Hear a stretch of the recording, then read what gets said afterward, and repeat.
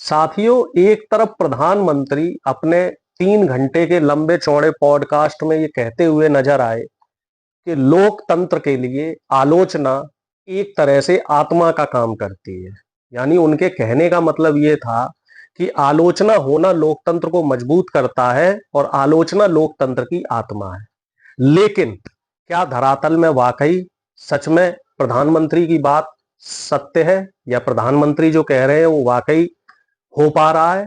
देखने को जो तस्वीरें हैं वो कुछ और आ रही है।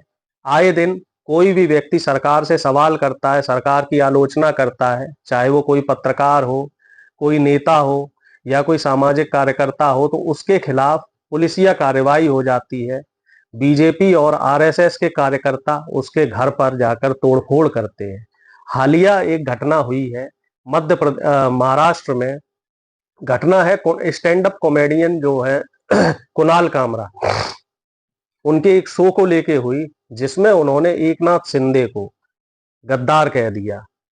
इस पे बहुत बड़ी कंट्रोवर्सी हुई। शिवसेना जो शिंदे गुट है उसके कार्यकर्ताओं ने उस होटल में जहां प्रोग्राम हुआ था तोड़फोड़ करी और कुणाल कामरा को जान से मारने की धमकी दी। कई जो सीनियर लीडर्स थे शिंदे गुट के, उन्होंने कुणाल कामरा के खिलाफ एफआईआर भी करी है और ये मामला 2 दिन से मीडिया में हॉट टॉक बना हुआ है। मुख्यमंत्री महाराष्ट्र के ये कह रहे हैं कि कुणाल कामरा को सबक सिखाएंगे। वहीं उद्धव ठाकरे ये कहते हुए नजर आए कि अगर कोई व्यक्ति गद्दार है तो उसको गद्दार कहना कहां तक गलत है।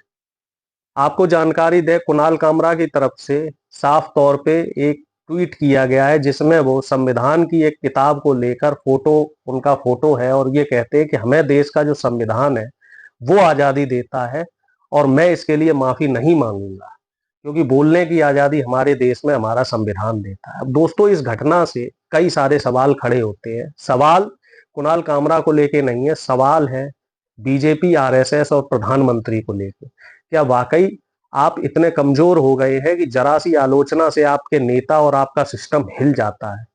क्या लोकतंत्र की आत्मा परमात्मा में विलीन हो चुकी है? क्या वाकई लोकतंत्र मर चुका है? क्या वाकई लोकतंत्र इतना कमजोर हो चुका है कि आप देशवासियों की और आम जनता की आलोचना से डर रहे हैं?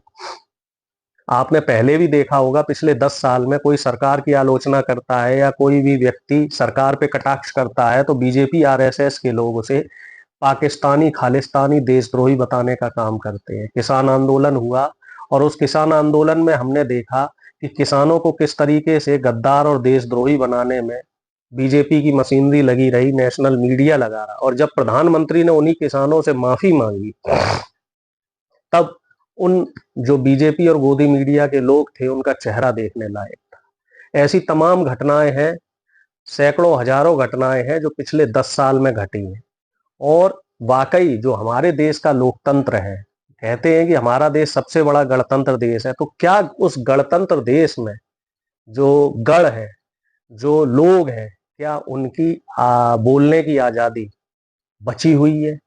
क्या उन्हें अभिव्यक्ति की आजादी की इजाजत सरकार दे रही है? सवाल बड़े गहरे हैं, सवाल बड़े संजीदा हैं। जो हालिया घटना घटी है ये हमें सोचने पे मजबूर करती है कि हमारा देश किस तरफ जा रहा है। जहां अमेरिका में इतनी आजादी है कि कोई न्यूज चैनल वाला सीधे राष्ट्रपति से सवाल कर सकता है, तीखे सवाल कर सकता है। अमेरिका में आके एक छोटे देश का राष्ट्रपति अमेरिका के राष्ट्रपति को कुछ भी कह सकता है, डिफेंड कर सकता है। वहीं क्या हमारे देश में हमारे देश का एक आम नागरिक सरकार से सवाल नहीं कर सकता? और अगर नहीं कर सकता तो प्रधानमंत्री को यह कहने का बिल्कुल हक नहीं है कि आलोचना लोकतंत्र की आत्मा है। क्या आप मेरी बात से सहमत है? क्या वाकई आपको लग रहा है कि देश में लोकतंत्र जिंदा है? क्या वाकई आपको लग रहा है कि देश में अभिव्यक्ति की आजादी खतरे में है? क्या वाकई आपको लग रहा है कि लोकतंत्र के लिए जो सरकार इस तरीके से जो इनका रवैया है, खासतौर से देवेंद्र फडणवीस का जो अभी हालिया रवैया रहा कि इनको सबक सिखाएंगे, तो मेरे हिसाब से मुझे ठीक नहीं लगा है। बाकी आप लोग अपने विचार रख सकते हैं।